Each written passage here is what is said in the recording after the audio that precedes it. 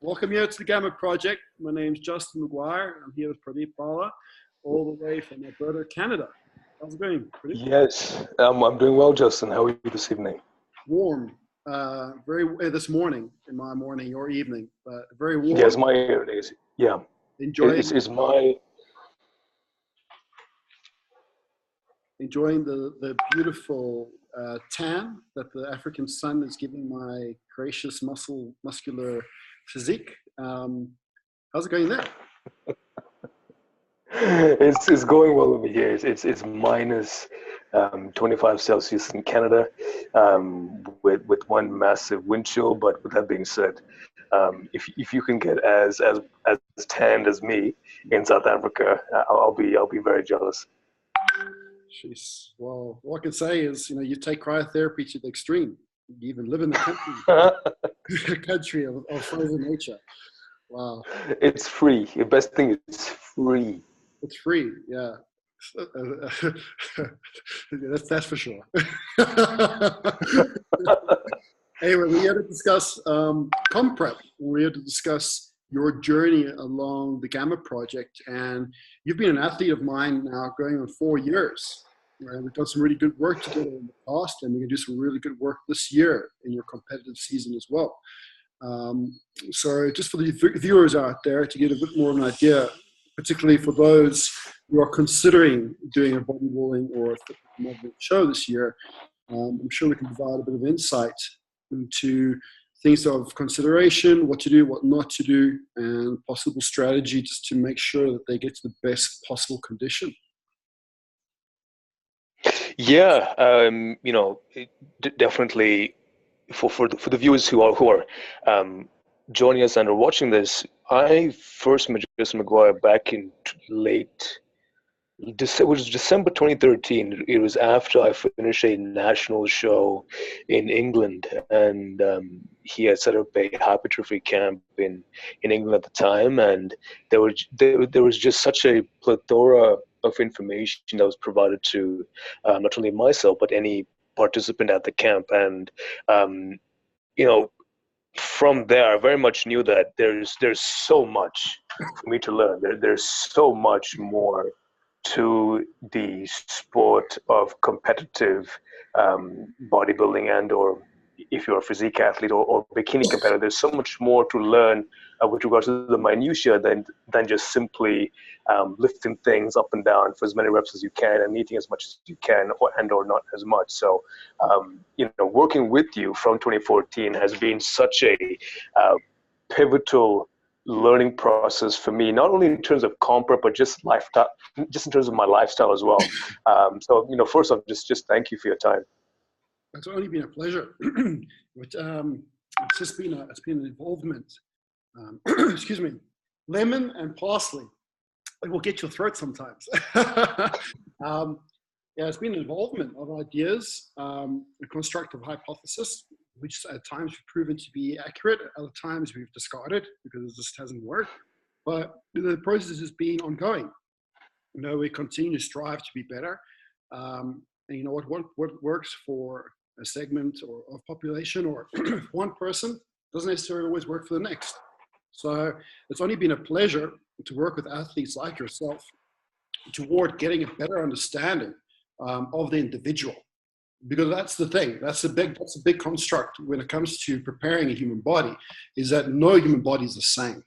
Every human body is so different and needs to be appreciated as such, which is the reason why I think we got such good results with you, because during the process, even in the early days when things weren't as refined as they are now, there were so many changes we made along the way. We had an idea of what to do, but that idea completely mutated into a monstrosity of muscle by the end of the term.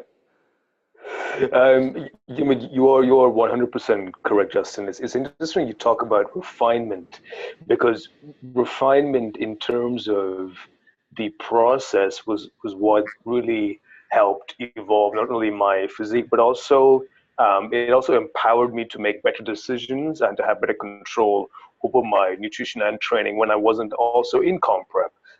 So I still remember back in 2014 when I first began working with you, I felt at that point, the information you had provided me was years ahead of its time.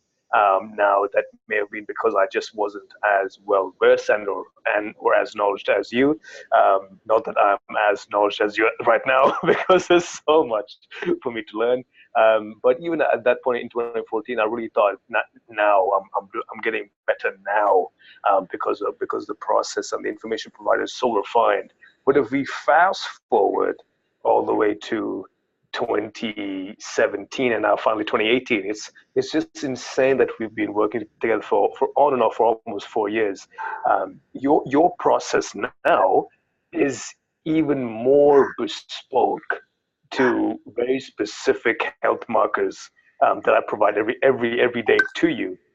So it just feels as though your your acute attention to providing bespoke advice to each individual athlete, because you treat everyone as an individual. Every person is unique. That I feel is immensely attractive as you being a comp prep coach, or under one of your services being comp prep. I think most definitely. I think, when it comes down to changing the human body, regardless of what the objective is, may that be comp prep or just getting healthier, individual biomarkers are the only way in which you can set the precedent toward a complete and accurate strategy. And you're only as good as the plan in which you're able to develop. But a plan also needs room for alteration, because as things develop, so too will the course change, and the winds come in every direction, and we need to be able to steer our ship in accordance to the best possible current. And this is done by completely involving the process into where things are going right and where things are going wrong, and build up on the positives and try to change the direction away from the negative. Things like sleep impairment, bowel movement inconsistencies, bloating, with lethargy, aches or pains in the joints. I remember when you first started up back, was it now October last year when you came back on board? October? No. Yeah, October last. Yeah, October. Yeah, it was mid-October last in 2017. I'd rejoined because I desperately needed your services.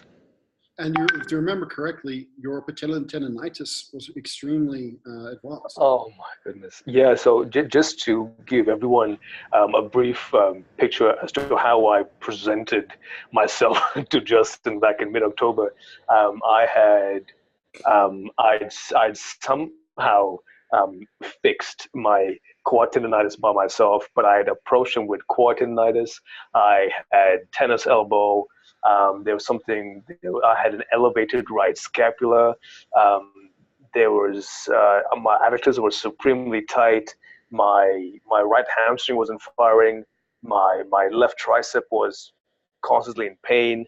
My right pec minor was messed up. So I delivered the best package to Justin that I could, given my ability. And from there, you just dissected things left, right, and center with by far what I personally believe amazing programming. Well, just looking at the body, and that's the thing, your mechanics at the time when you came on board are mechanical issues that I see with so many competitors and people that, particularly athletes that have been competing for years at a time. Generally in bodybuilding or in fitness modeling or any type of aesthetic type competition preparation sport, overtraining is quite dominant. It's a quite dominant feature in the training regime. And the problem with overtraining is that the body's proprioception is thrown off. So where we become a little bit more disconnected with muscle tissue that should engage movement, we become overly aware with muscle tissue that possibly should engage more stability. So the joint becomes overly active in being tight in a stabilized position. But must remember, stability comes from the essence of not just a single stabilizer, but multiple stabilizers acting in concert around motion, being the different planes of motion that we have: frontal, transverse, and sagittal. So it depends, and any movement, even a movement that's apparently more sagittal in base, will have elements of transverse and frontal movement within the body itself.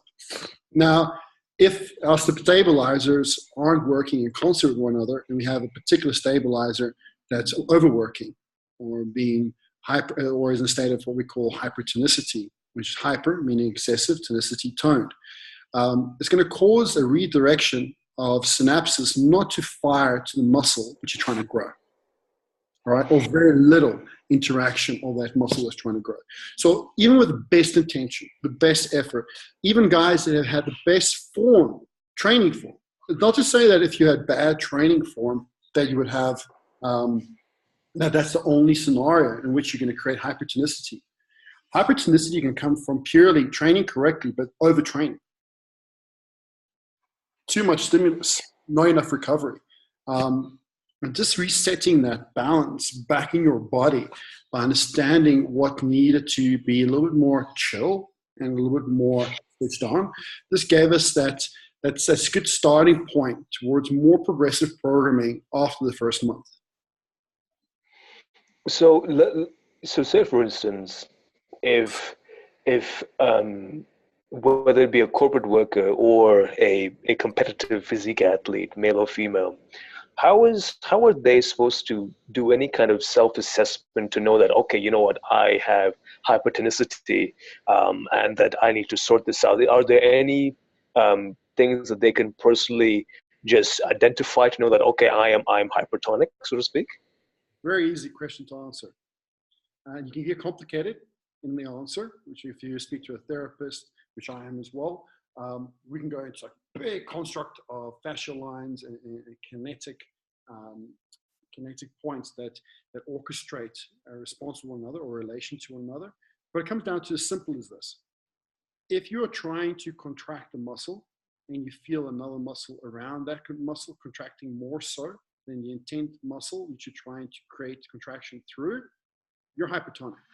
What I mean by that is, or if you feel pain in a joint. So if I'm going to try, for example, I have an issue with hypertonicity in my quads. I always have had, because I had a perforated stomach also when I was a 14-year-old boy.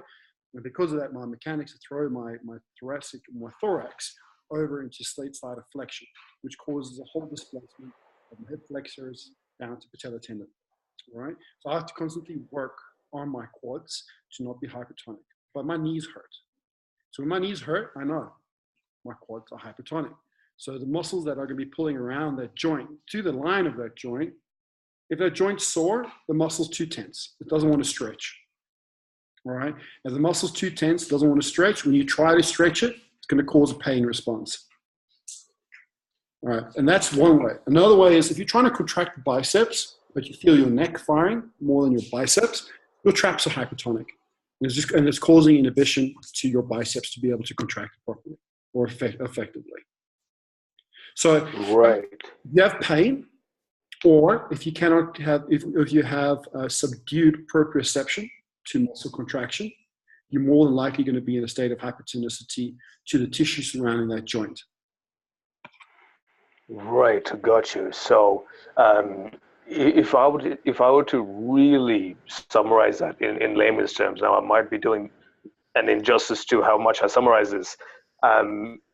Essentially feeling a different muscle as opposed to the muscle one is trying to contract and or fully shorten, one can essentially be suffering from hypertonicity, and this can generally come from excessive overtraining. Am I kind of along those same lines? Yeah, you're 100% right. But the hypertonicity wouldn't be in the muscle that you're trying to contract, but would rather be in synergistic muscle around. Okay. That would help. Okay, right. So okay, fine. This are very beneficial in stabilizing the scapula during humeral flexion, all right, or during elbow flexion as well. So when you take a weight away from the center of mass and bring it towards the center of mass, the trapezius allows the scapula to be more stable in relation to the spine. Okay, but now all of a sudden the trapezius has worked too hard for too long a period of time. When you're trying to contract the bicep, it doesn't know when to engage and when to be a little bit more subdued in its engagement. So it's constantly engaged, which is redirecting the synapses from your brain to your periphery, that being the muscle tissue, toward that more of a dominant trap rather than a proprioceptive via where bicep. Right. Oh, okay, fine. That's called Okay. synergistic. In terms of hypertonicity, if you're thinking about kinesiology now, that's called synergistic dominance. Okay? So another example would be is if you're doing a squat and you're going down to a squat and you feel a tension running into the groin, like trying to get into the hip, and you're coming out of it and you have a lag of contraction ability coming out of your hips into a state of hip extension, you're more likely to be hypertonic in your hip flexors and inhibited in your hip extensors. All right. Okay. It's difficult to get into that squat position. And when you're squatting down, it's really difficult to stabilize yourself going down. Like you feel like you have to focus so hard just to get yourself into your hip. And then as you come out, there's like a lag between you thinking of coming out of a squat and you actually coming out the squat. That's normally another case of synergistic dominance causing reciprocal inhibition, which is another big word, toward another muscle on the opposite side of a joint. Right. Wow. Okay. Definitely. In basics, it's hypertonicity. So hypertonicity can cause the body to be dysregulated to its own awareness of a muscle tissue. So if you are hypertonic in any part of your body, it will cause a dysregulation of awareness to another part of your body in some way or some form. Right. Okay. Let's try to put this into perspective in terms of, say, a female athlete is trying to really grow their glutes to be more competitive on stage. Let's just say she's trying almost everything she can to grow her glutes, say the squat, a hip thrust, and or a very exaggerated lunge where she's trying to emphasize more hip flexion and extension than more quad, but yet she can't seem to grow her glutes. She's just really overtraining those specific movements to get her glutes to quote unquote fire and or activate. What kind of problems do you think an athlete like her might run into? Will she to some degree be hypertonic because she isn't feeling her glutes fire, and or it takes longer for her glutes to if she feels it takes longer for her glutes to feel activated, is she feeling hypertonicity too? 100%. But where? Okay. But where? Now, considering the volume of training, considering those movements that you just listed to me, those exercises, and you mentioned the pelvis. Pelvis extension, deep lunges, rotation through the pelvis. But at no instance that you, or generally most people in the industry, consider the spine. Now, think what this allows us to stabilize our torso during pelvic movements.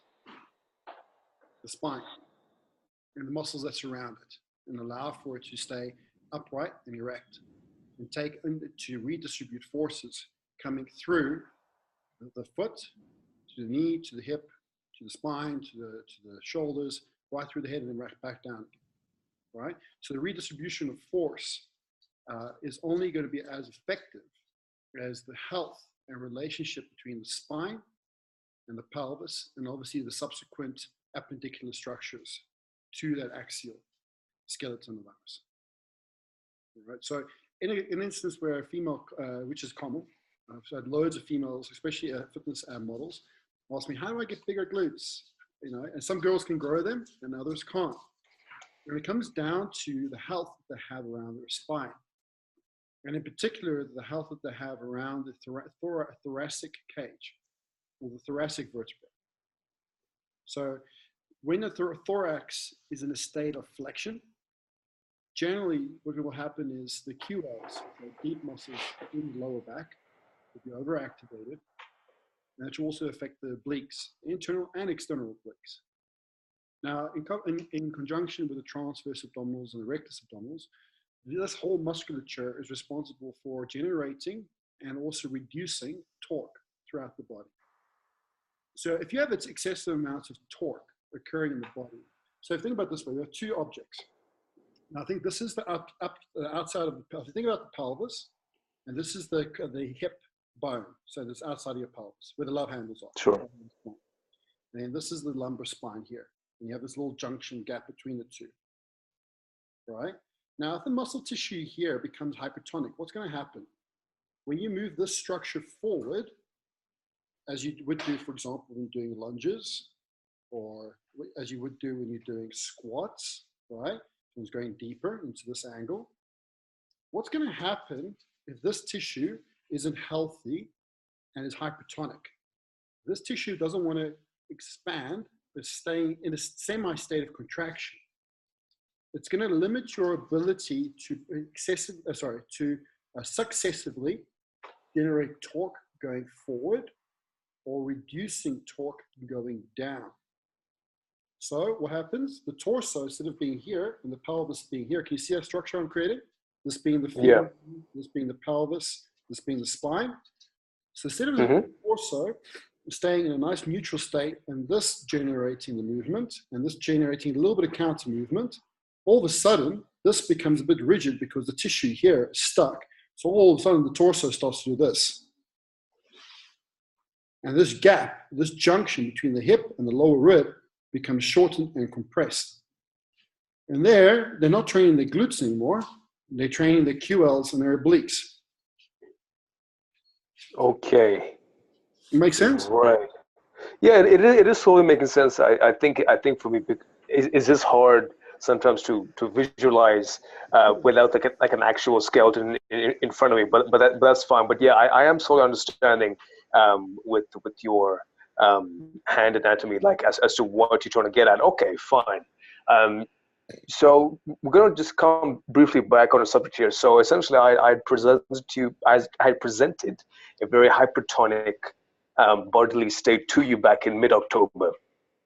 So I think it was over the course of, how long would you say, 4, maybe 5 weeks, that everything really began to shift back into like a proper aligned state. Does that make sense?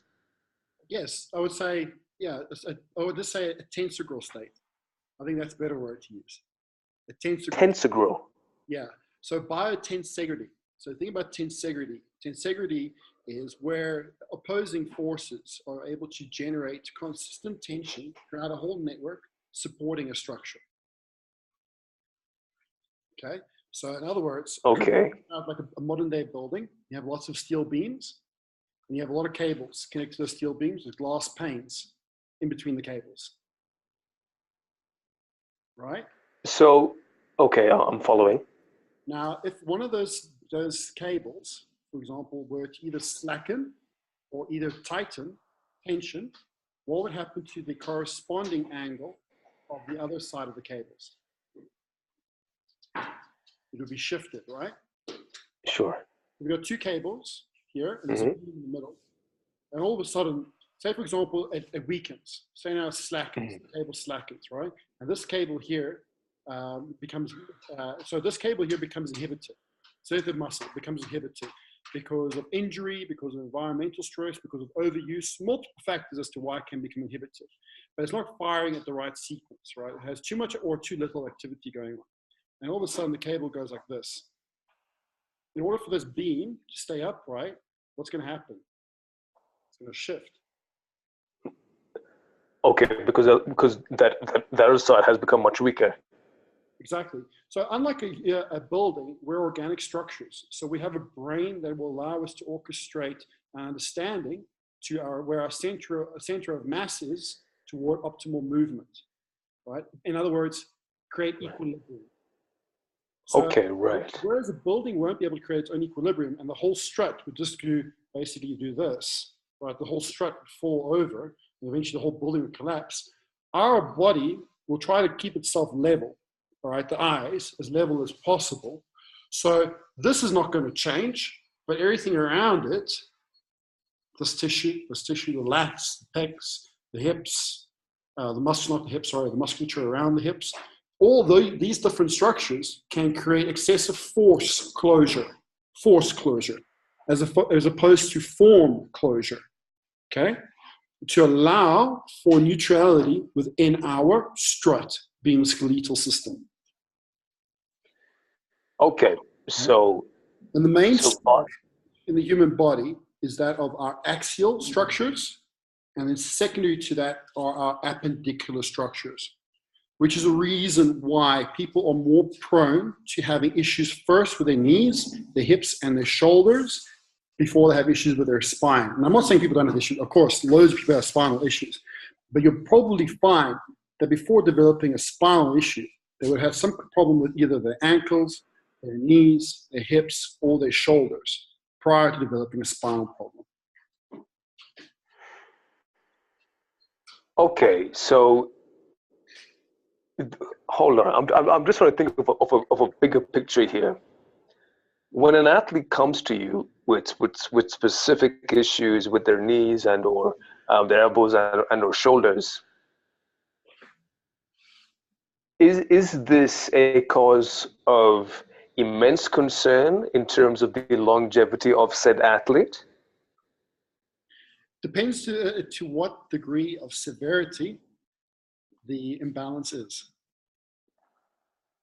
So if the imbalance is so severe where, you know what the easiest way to figure out how severe an imbalance is?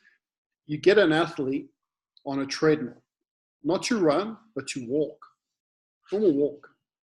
And you notice the position of their pelvis, the position of their suboccipitals, and the position of their shoulders.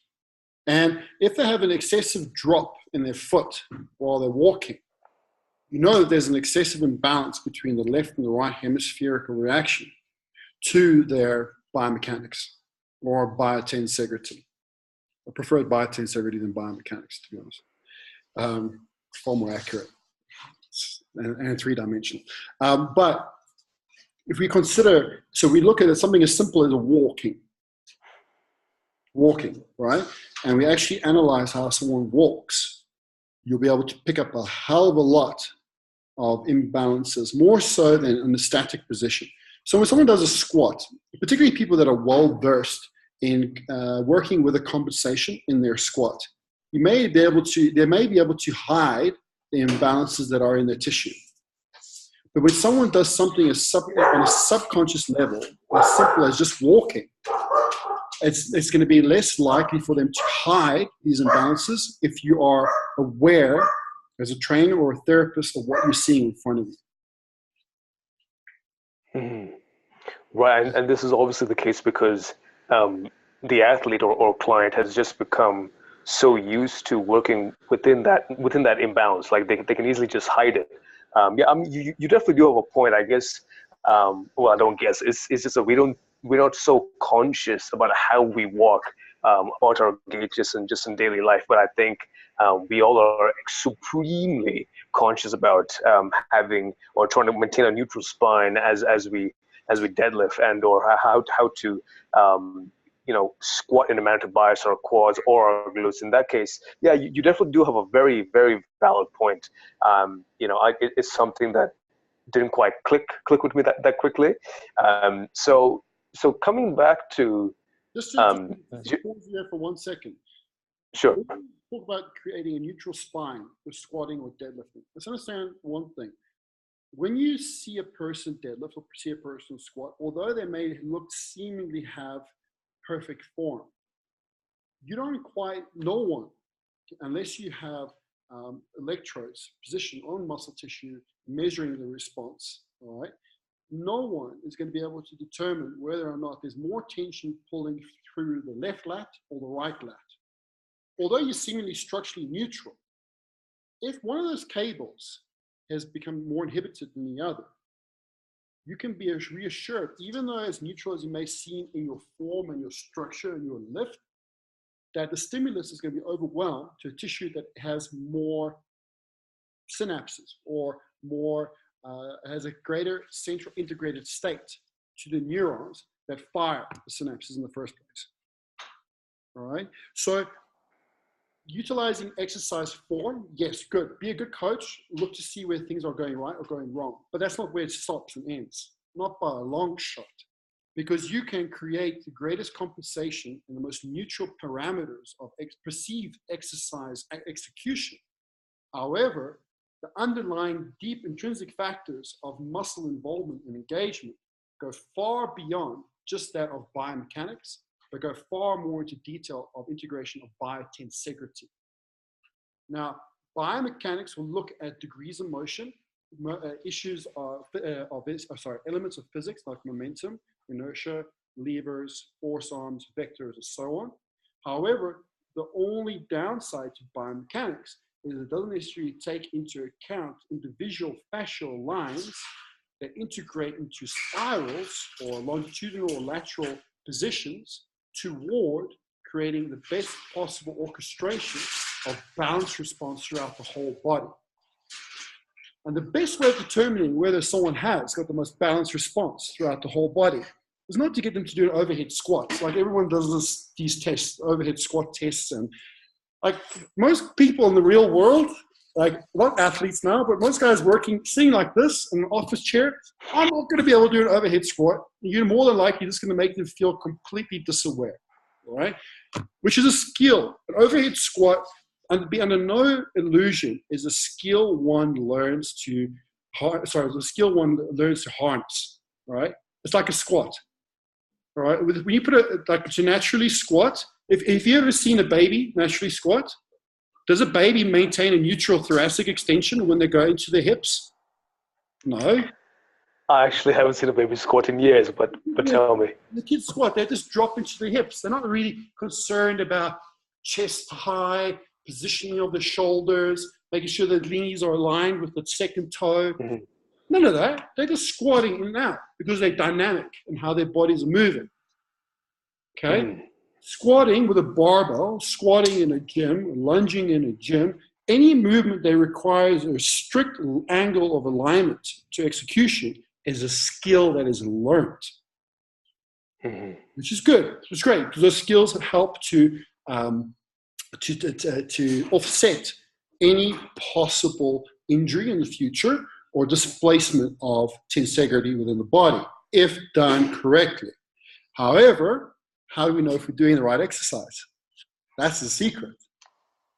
So I can say, go do a squat. Pradeep, you have a fantastic squat. Go do a squat. Once you do a squat, Pradeep's been squatting for more than 10 years. He's more likely to be able to do a squat. Is that the best exercise for you? Is it? It depends on the objective. It depends what my objective is. Is the squat the best tool, and is the squat the best movement for me to achieve a set objective? And half the time, wouldn't you agree? The most important objective in exercise is optimal muscle contraction. Yes. Okay. So everyone talks about objectives, and they can go into like really complex, but the basic it is the objective of muscle contraction. All right. You doing a squat, are you going to be able to contract both sides of the muscles around both of your femurs evenly and adequately?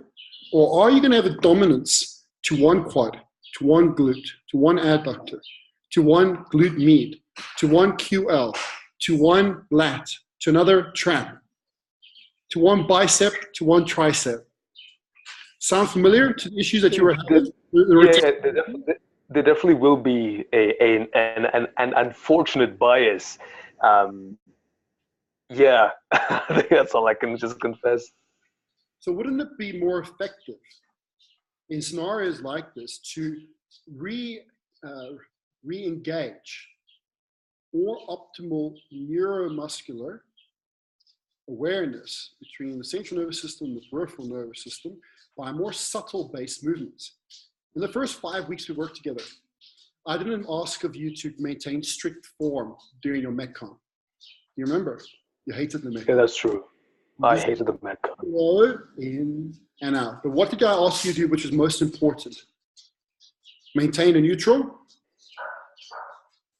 Neutral eye level, like a neutral focal point. Is that right? Like a focus point? Exactly.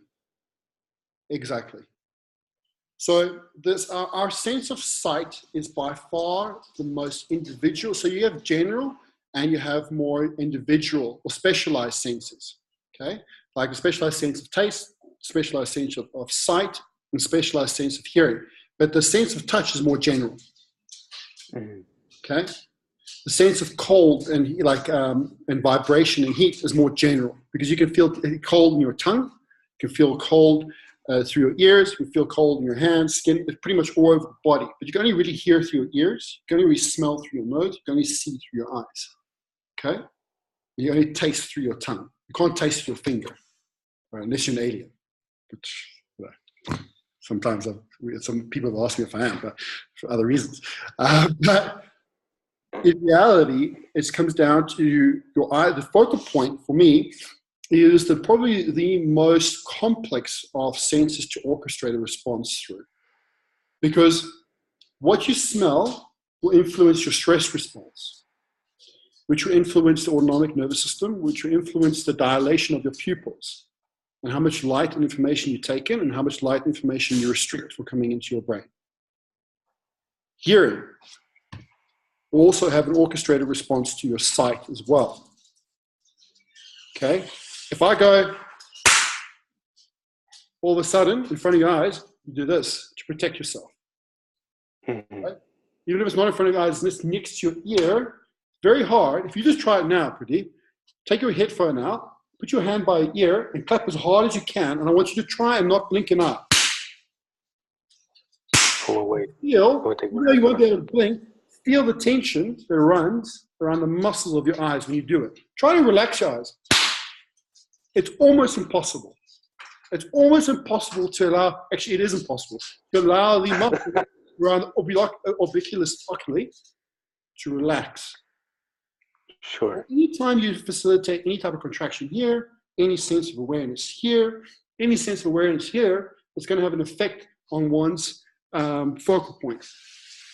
Okay. Sense of sight. So when we initially went back to basics and using your body, most importantly, I said, okay, fix a focal point and work with that focal point. Do not shift the focal point, even though it may feel dysregulated, depending on the plane of motion that you're currently in. You maintain a focal point. So what happened? What happened after 5 weeks of doing that? What happened to your weight training? I just felt stronger. You know, I felt stronger. Like the move, like any big compound movement felt a lot more smoother by far. Why? Because I'm just amazing, frankly. But this is true. Apart from being awesome, why did things feel smoother? Why did you feel stronger? You didn't grow an ample amount of muscle over 5 weeks to become inherently that much stronger. The muscle was I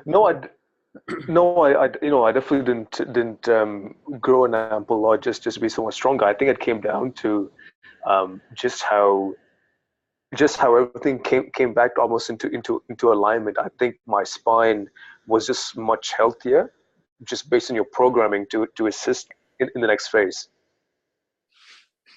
And that's the thing. It's just that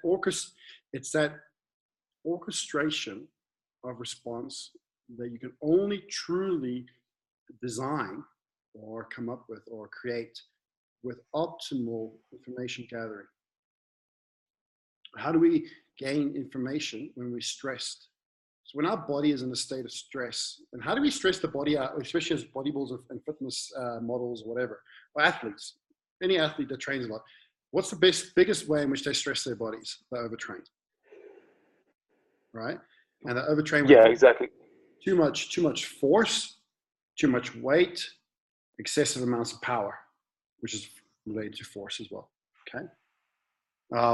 Or at times, excessive amounts of inertia that shouldn't necessarily be present in the muscle, okay, but it is, because it's trying to hold on for dear life to protect the joint.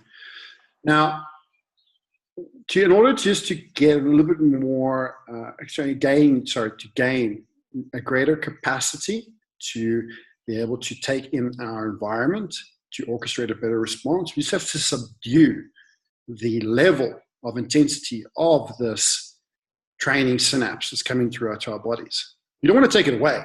You don't want to do nothing. This is also something wrong. Like, doing nothing is just as bad as doing too much. All right? Okay. You need to create just enough stimulus to create an adaptation. And that's the secret.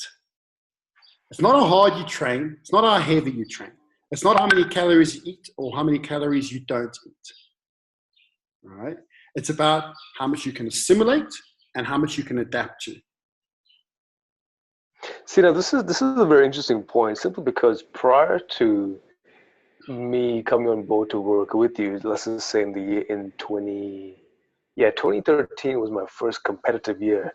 During that time, it was very much, and you know, I completely appreciated my prior coach's efforts and the knowledge that he instilled on me. But it was very much in the off season, eat as much as you can, such that when you diet down, you have more calories to play with, and it was always push as heavy load as you could in across almost every single movement. And you know, at some point, I just felt like I was just stuffing my face full of food. And it's so interesting that years later, in fact, this very refined methodology that you have for athletes such as myself, you are very focused on pointing out that the assimilation of nutrients has far greater value than just a quantity of calories that one ingests, because it simply it just makes sense. If you can't assimilate the nutrient, what good is it taking in 3,000 or 4,000 calories? There is none. There is none. All you're doing is creating a state of dysbiosis in the body, which is toxicity. You're just creating the body to become toxic, which is going to lower your ability for your brain to operate functionally, as well as your physiology to be able to adapt to a stress. Right? And stress modulation, that's the key. That's the key to everything, from prevention of disease to growth of muscle to decline of cognitive impairment. Stress modulation. It's like once you are able to understand that it's not as simply as chilling out and doing some yoga or meditation, but it comes down to a biochemical level of what state is your body in, like what's going on with your bacteria, how is your immune system reacting to the foods, why is it reacting to foods, is there a possible shortage of minerals or vitamins, or do you possibly need some more antioxidants or more fatty acids, right? And this is why, like, training, like, for example, eating more in the off season, right? For me personally, is this an excuse to get fat? Right? Because one, I've had, so you were starting to consume higher calories at one point once your gut got better, didn't you? Yeah. So yeah. Now, are you pointing out to once we began working this year? Yes. Yeah. So yeah, um, it's only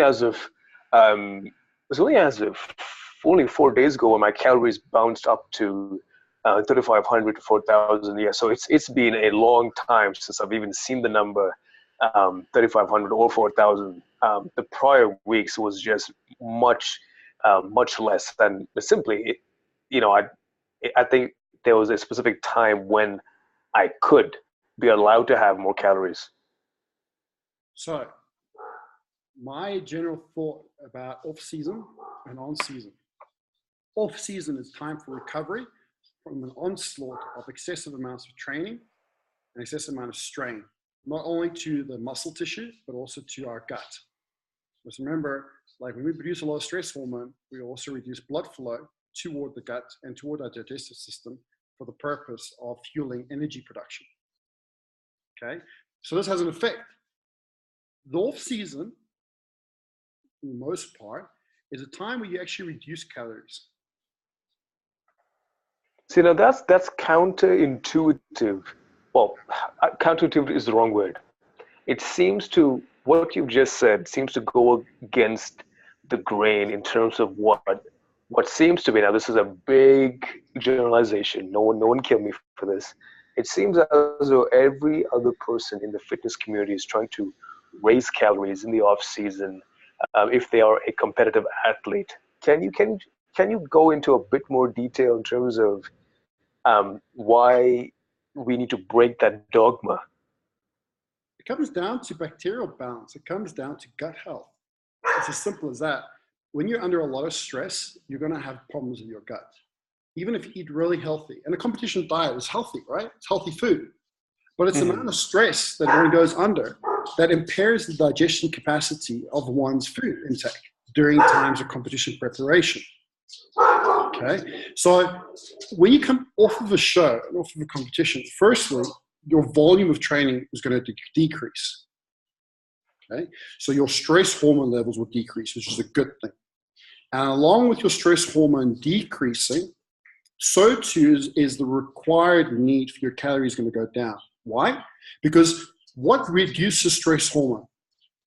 What is counter, the hormone cortisol, what is inversely proportionate to, or inversely related, to the hormone cortisol? What hormone am I talking about?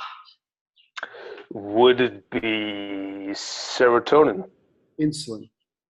Insulin, sorry, that was absolutely, okay, right, gotcha. When insulin levels are high, cortisol levels cannot be high. When cortisol levels are high, insulin levels are low. That's why when people go into states of hyperglycemia, it's almost as bad, it's actually worse than when they're in a state of hyperglycemia. Particularly for one's gut. All right? And the gut, because remember, 90% of our nutrients are absorbed in the small intestine. 90%. Mm-hmm. If your gut is impaired, you're not absorbing nutrients, you're going to be in a state of disease or toward a state of disease in some way or some form. When you finish a competition, it's not about a question of going, I'm going to have a lot of calories. Yeah, a lot of guys have a lot of calories and they gain 10 kilos in 2 weeks after a show. You've seen this, right? Yeah, I've seen that. Why are they gaining do you think they're gaining 10 kilos of muscle? No. Or they are bombarding their systems with so many calories that they can't assimilate, creating an immune response, causing hyperinflammation to the body, holding excessive amounts of water. Yeah, it's very much the latter. So, after competition time, it's very important to go to between 1 and 2 months, depending on how severe the person's gut is, into a state of gut repair. Resetting the gut. In order to reset the gut, you cannot, if you want to clear out your garden, all right, let's put an analogy, simple analogy. It's autumn, right? And autumn has come to an end now, and you're gone into winter. But before the snow starts falling down, making your leaves rot, you want to clear out your garden. Mm-hmm. Now, are you going to wait till the end of autumn to start clearing away those leaves? Or are you going to start clearing away those leaves in the middle of autumn when the leaves are still falling? The earlier the better, so mid-autumn. No, because the leaves are still going to be falling. So it means you have to keep on cleaning up the leaves. Oh, sorry, that's just me having an OCD. Right, okay, go on. Right? I know, because you'd like things to be clean and tidy. I do. If you're going to wait, so at the end of your competition preparation, once all the leaves, or your competition season, and once all the leaves have fallen, and then all of a sudden you decide to go through a revamp of your gut, you reduce the amount of leaves, in other words, the amount of calories. You increase the amount of nutrients. Now, calories aren't always necessarily nutrient dependent, all right? So you can have a lot of foods that are calorie poor, but nutrient dense. Particularly things like cruciferous vegetables, as an example, are fantastic. Mm. Right? And other superfoods like goji berries, blueberries, and so on. Mm. So you include foods with high nutrient density rather than high caloric density, and you reduce the amount of calorie intake. But you also reduce the amount of training volume, which you would normally do in any case. So the cortisol levels go down, the amount of food that you need to assimilate, the required energy for that goes down as well, but the nutrient intake goes up, or stays up at a certain level at least. So now your body's like, wow, I can have more blood flow go to the gut. The gut's not compounded with a lot of matter to have to break down, because less matter with more nutrients. I can heal. And the gut starts to heal, and then your nutrient assimilation capacity starts to improve. So then 2 months later, all of a sudden, from going from having, so now you're eating 5,000 calories during competition prep time, during the comp show time. And so now you manipulate those calories in the last 2 weeks before the show just to get more glycogen, potential of glycogen loading or whatever it might be, right? Which is not, I'm not a big fan. I've tried it. We tried it together. I'm not a big fan of it. I don't believe that it works as well as people believe it to work.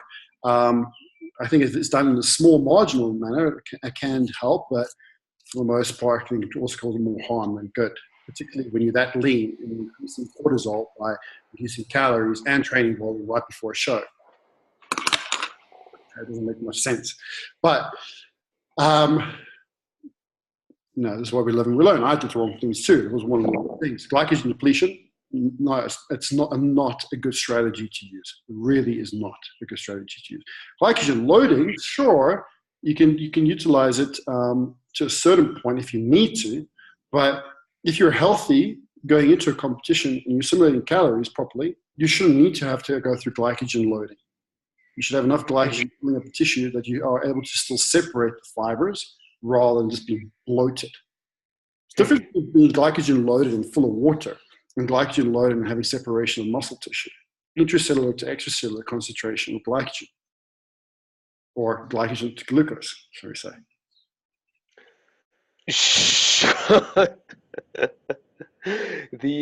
For anyone joining us and watching this is why I always go back to Justin McGuire's services, because the wealth of information not only is the wealth of information is second to none.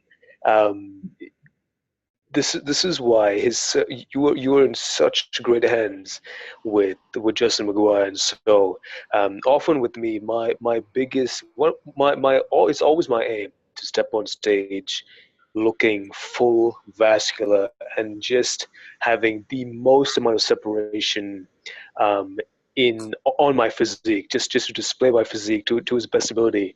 And what you just heard was a very frank account from my mentor, Justin McGuire, say that even he in his years of practice and study and practical experience, because he just doesn't study this, he actually puts it to the test.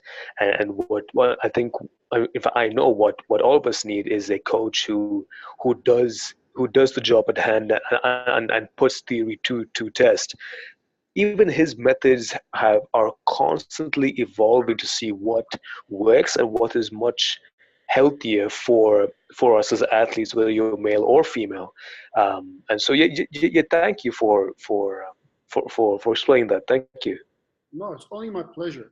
Pradeep, now if anybody coming on board that wants my coaching services to help them get ready for a competition, I recommend that they sign up for 6 months. And the reason why is if someone comes up for me at the 3 months before a show, sure, I can help them, but I'm going to be able to help them at 60%. Why? Because they haven't done anything to reset their system to the most optimal balance.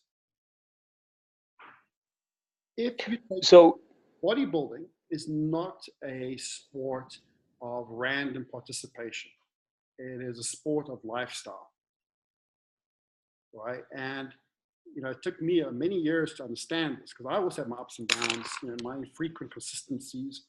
But the only way in which you can progress forward to getting anything done in the sport of bodybuilding is by having a consistent lifestyle around competitive seasons.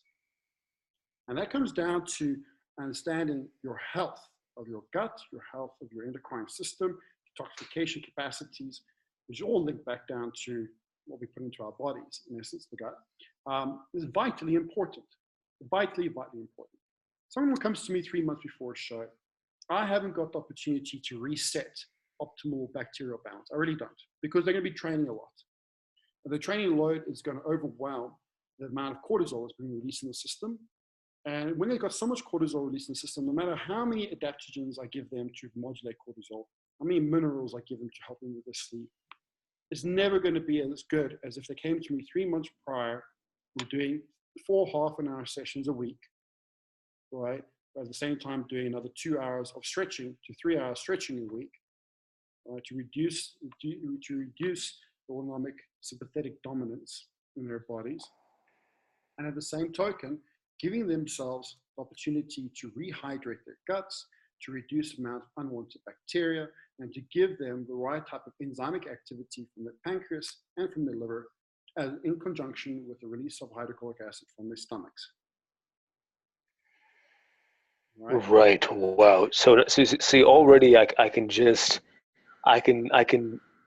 see a plethora of individuals just trying to grasp why should I acquire Justin McGuire's service for more than 3 months? Because oftentimes, now this is again a big generalization, oftentimes you and I read on either social media or on YouTube pages that, oh, you know what, I'll do a 12-week prep. Prep is 16 weeks out, 20 weeks out. But in reality, in order to most effectively, come again. Prep never stops. Understand? Yeah, if you're a bodybuilder, yeah. or if you're a fitness model, if you're a real bodybuilder, or if you're a real fitness model, and I haven't been a real bodybuilder for a large part. I've done bodybuilding. There's only a few years in my life that I've been a real bodybuilder. Although I've done multiple shows, a real bodybuilder is somebody that prepares themselves all year round. Now, competition preparation doesn't mean stepping onto a cardio machine and depriving yourself of calories and training yourself till you're blue in the face. That is not prep. Prep is getting the body into its most optimal balanced endocrine, gut, and immune status possible in order to grow muscle and burn fat. Prep doesn't stop the day after the show. It goes on. Mm-hmm. It continues to go on until you stop being a bodybuilder. Now, what I think what needs to be addressed really, really quickly is this: that when you state that prep never stops, even after a show, that isn't. I don't want individuals to think that that's a full-on hard task and or effort and or negative connotation. I think to state that prep never stops post-contest isn't a negative connotation. It's just it's just very much the acute attention to the fact that you want to continually have a healthy, functioning body with a healthy gut, XYZ. Am I correct? What's the difference between guys like Ben Pekulski, Phil Heath, and your other national level bodybuilders that look good but don't live their lifestyle? What's the difference between, and I love Marcus Rule. I think Marcus Rule is fantastic, right? But he wasn't the healthiest of bodybuilders. The guy used to smoke 20 fags a day, let alone his extramural use, which is quite extreme. But what's the difference between Marcus Rule, Phil Heath, and Ben Pekulski? Ben Pekulski and Phil Heath being in the same category, by the way. Sure. Just the overall quality of life all year round. Right. They never stop making their health a priority. Mm-hmm. These are the guys that have lasted years and years and years and years in bodybuilding. Why? Because they never stop making their health a priority. Preparation is not just about deprivation. Deprivation and preparation are two entirely different things. If you think competition preparation, preparation is supposed to just be times of tough training and feeling horrible. Why do people feel horrible when they prepare for a show? Why do people go through immense amounts of cravings? Why do people go through sleepless nights? Why do people go through headaches, excessive aches and pains? Why? Why do you think that is, Pradeep? Phil Heath doesn't. Phil Heath, when he prepares for a show, he smiles right out of it. Ben Pekulski, when he prepares for a show, he's cruising. Frank Zane cruised. Vince Gironda cruised. Why? Now, the guys that didn't cruise, I'm not going to name them, but I think you know who those bodybuilders are. Sure. Why did they struggle so much? Is it because they were training harder? I don't think so. No, I may be perceived like they're training harder because they're grunting and groaning more. Mm-hmm. Well, he's not the next. Don't worry, he does strain himself, but he's not the one to go all the time through his sessions. We'll go, Right. He's not that kind of bodybuilder. He's more reserved. And so is Ben. But why are these guys, what's the difference? Why is the level of toughness or perceived difficulty so vast between these two groups of people? Why is it different between the two groups of people? I think if you are continually training at a level, at a high quality level, even when you're not deep in competition prep, and when you are really, when you have such a great sense of attention to a higher quality of life, even in the off season, when you slowly go into prep for a contest, it really shouldn't be that much difficult because you have been living the lifestyle through the entire year. Does that make sense? It does. Can I put it into a shorter summary though? Definitely. Headaches, aches and pains, cravings. They're all symptoms of what? Detoxification.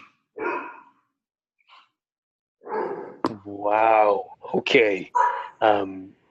Continue. Please elaborate. Ben Pekulski, Phil Heath, Frank Zane, to mention a few of very good bodybuilders that took precedent in their health first and foremost before their deprivation, understood that their state of toxicity would deem whether or not they would win or would lose. Toxicity in the gut, toxicity in the liver, toxicity in the kidneys, and how that has an effect on joint pain, how that has an effect on cognitive function, neurotransmitter production, proprioception, neuromuscular proprioception, contraction, intention, capacity.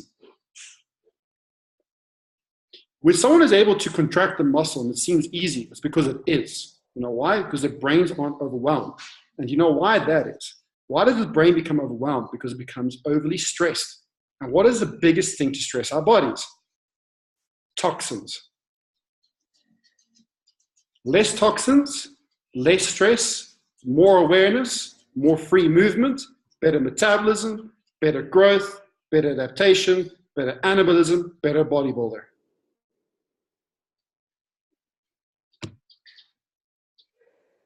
Oh, mind blown. You know, it's back in 2013, 2014. These are just things that would never have crossed my mind. It's so fascinating every time anytime we ever have a discussion, because the knowledge that is provided from you as not only as a friend and as a brother, but as a mentor, as a coach, as my mentor and my coach, is just phenomenal. Yeah, I think subjects like this are just not discussed within the fitness community at large, and or within competition prep. Um, I think what you in fact, I don't think, I know what you bring to the table as a quality and 360-degree ecosystem of an approach to competition prep, for beyond just bodybuilders, as to say your bikini athlete or your physique athlete, is just amazing. It's just absolutely amazing.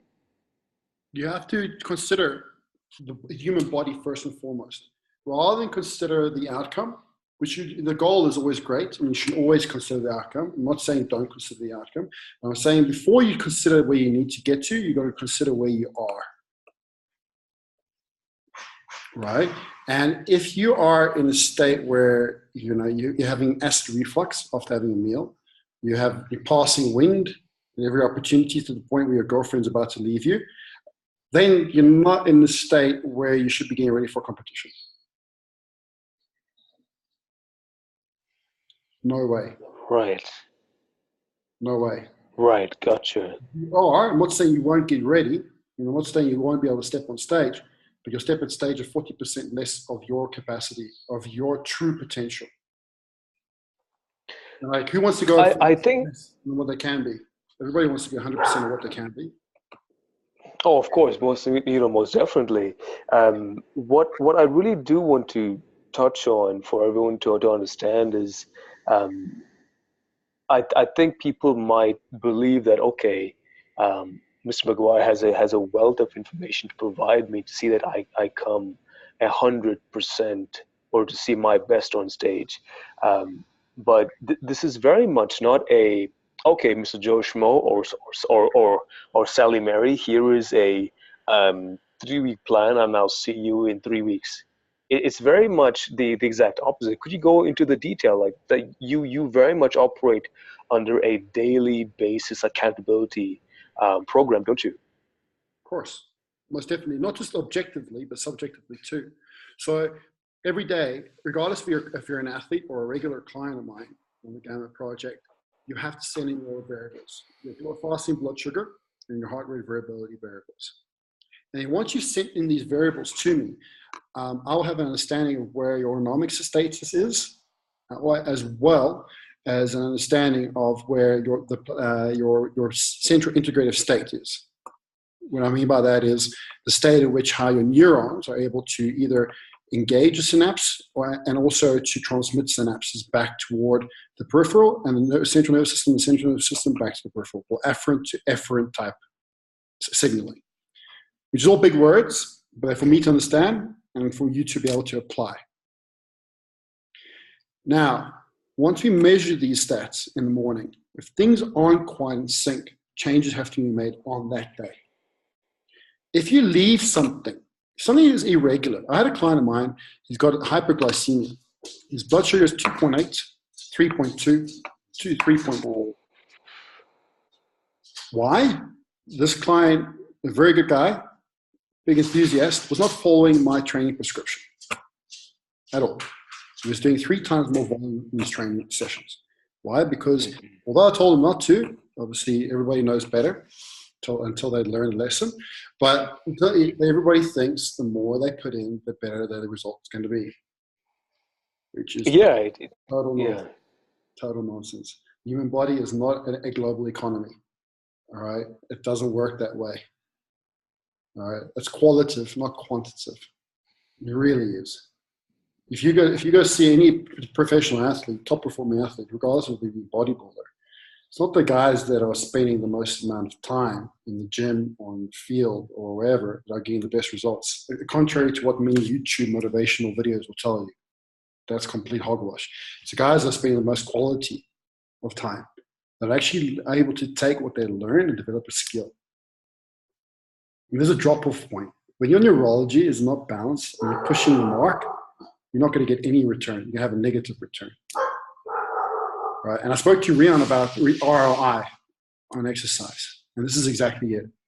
Why do you want to put more funding into a losing investment? And your investment is losing if it's having to work 16-hour days. Your investment is only going to be as profitable as you can manage and maintain its health in the market by supporting it with the right qualitative direction of work. So now, the level of commitment, I think anyone, now I don't doubt anyone's level of commitment, especially if he or she decides to jump into comp prep. That in itself is quite an endeavor. Let's just not fool anybody. In order to present 100% of your physique on stage, you need to provide 100% of your effort at the given task. And from working with you from mid-October, like your personal life, if you're married, if you have a relationship, if you're whatever, like your personal life, understand something. When you are an athlete, regardless of your sport comes first. This is a hard truth that many people won't acknowledge. Mm-hmm. Right? You can still compete, you can still partake in the sport, but if you want to be the best, your sport comes first. Okay, not your dinner date with your girlfriend, not your, you're forgetting to wash the dishes and you're getting upset because your missus is shouting at you for not washing the dishes, as an example. That can't be a priority. That has to be pushed aside. And your priority is making sure to eat what you have to eat, supplement the way you need to supplement, recover the way you need to recover, and train with intention. Otherwise, you shouldn't be doing a show. Like, you can, I'm happy to help anyone, but I'm also happy to be very open and upfront about people setting themselves up to fail. Because I've set myself up to fail so many occasions in my life. It's caused me a lot of pain, but also a lot of enlightenment. And through my understanding of what to do and what not to do, the biggest thing is you always direct the person that is ready. And if someone isn't ready, let them know what they're capable of achieving rather than putting them up to fail. Do not set somebody up to fail. Right? Being a bodybuilder or being a fitness model is not, or an athlete, any athlete, whether you're a professional football player, basketball player, sprinter, boxer, whatever it is. If you want to be an athlete, you need to live the life of an athlete. And that is a journey of complete commitment,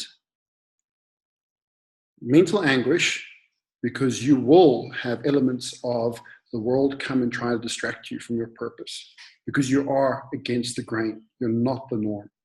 And any other human being becomes afraid and a little bit distracted from things that aren't normal. So they will try to convert you to being normal. Have a drink, it's okay. Come out and have this meal, this one meal, it's no problem, you'll be okay. Don't worry about staying out a little bit later. The movie finishes at 12, you'll be all right this one time. No. If you're an athlete, that cannot happen. So anybody out there watching this, I can help you get to any level you want to, regardless if you want to be an athlete or if you want to look good for a photo shoot or if you want to be healthier, leaner, I can get you to where you need to be. However, if you are going to commit to the process of competing, ensure that you're in the right state of your life and the state of your mind, that you can commit to this process without it being a hindrance to your life.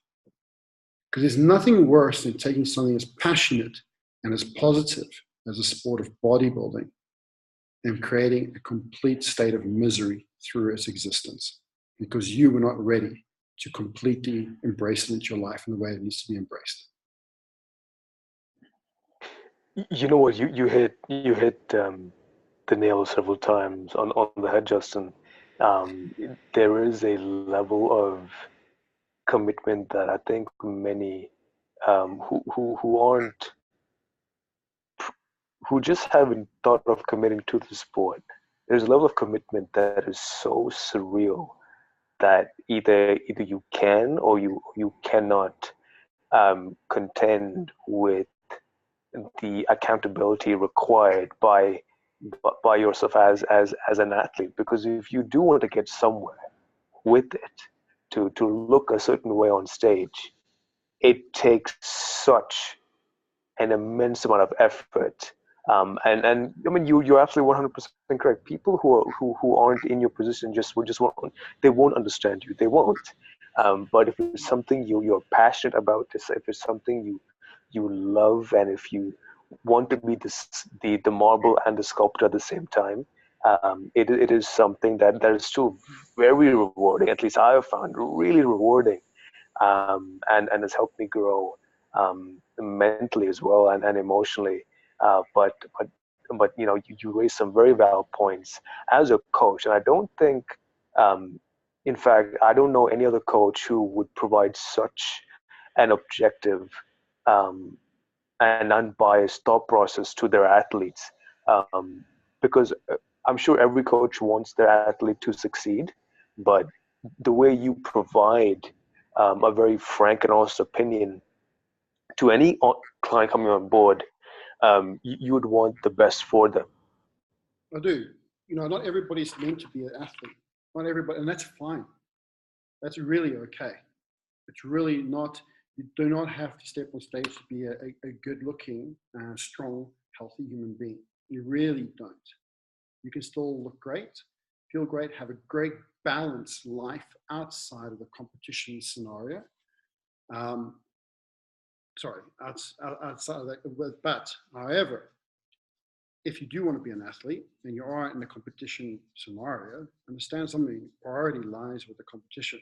And if you're not willing to accept that, then don't compete. Don't put yourself through that misery for what? A trophy that's made of plaster. Plus, yeah, plastic. Don't put yourself through anguish, because let's just be honest here. The only gratification you get from the sport of bodybuilding, not other sports, but the sport of bodybuilding, is the gratification of self-accomplishment, right?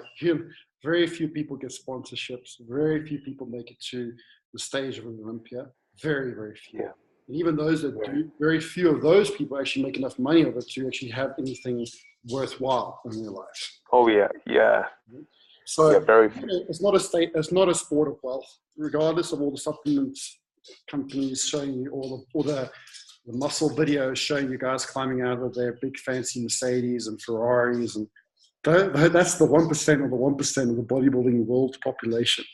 Okay, the rest of our 99.9%, you do it because you want to have a sense of self-accomplishment. Now, if you're willing to put your neck on the line for that, for yourself, go for it. But be prepared. I mean, be prepared. Don't just say, I'm prepared. Look at your life. And if you realize you're not prepared, that's okay.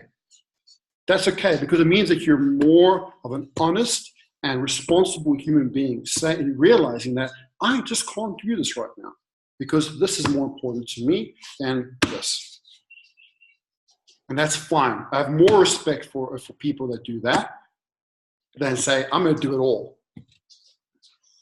We all make a mistake. I've made that mistake. I've sacrificed things that I shouldn't have sacrificed, and while I've seen things were better. But through my experience, and hopefully I can share a bit of insight to those out there that would be willing to listen, to make a more educated decision whether or not competing is for them or not for them. And being a part of the sport, because this is not an easy sport. It's filled with so many curveballs and so many charlatans at every corner.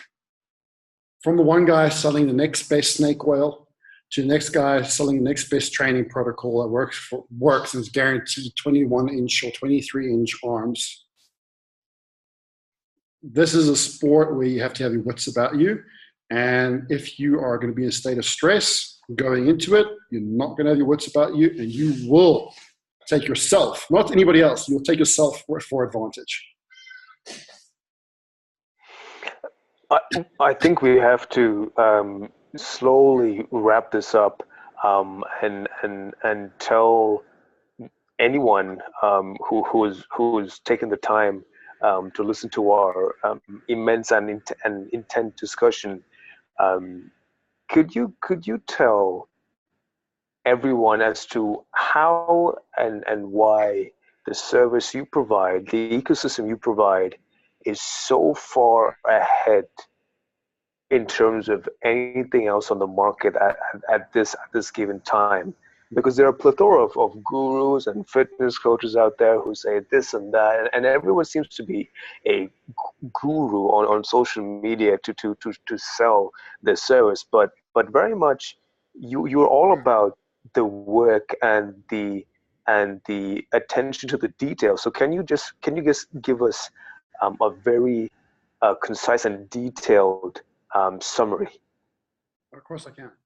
I think first thing is this is an honest product. Okay.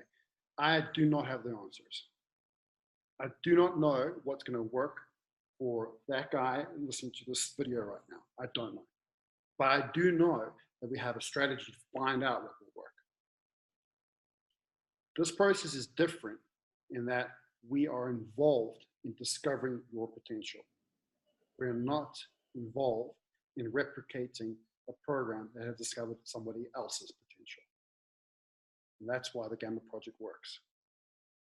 Because it's about the person, not just about the project as a whole. It's about their project, their Gamma Project. And everyone has a different one. You know what, Justin, I really couldn't have um, summarized that in any better fashion. Once again, for anyone who needs to know again, I've known Justin since since December 2013. That's the first time we had met. Your time, your effort, your compassion, and your objective reasoning have always helped steer my the development of my physique to newer heights. There's been no one else on in the fitness community who is so vastly ahead of the learning curve. And this is just not me blowing smoke. It's frankly true. If anyone is on social media and produces almost everything, you don't quite understand the rate at which this man, Justin McGuire, is pushing the envelope. He's really pushing it from the now as I'm currently a gamer project athlete. Let me just give you some insight as to what I get every single day.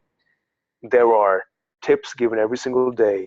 There's bespoke nutrition, bespoke training every single day because there are factors that matter which need to be taken into consideration for you to benefit you on that specific day.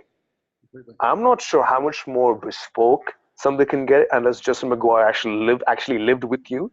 But it's just frankly amazing. So once again, thank you so much for your time and effort. It means a lot to me. It's only been a pleasure and will only continue to be a pleasure.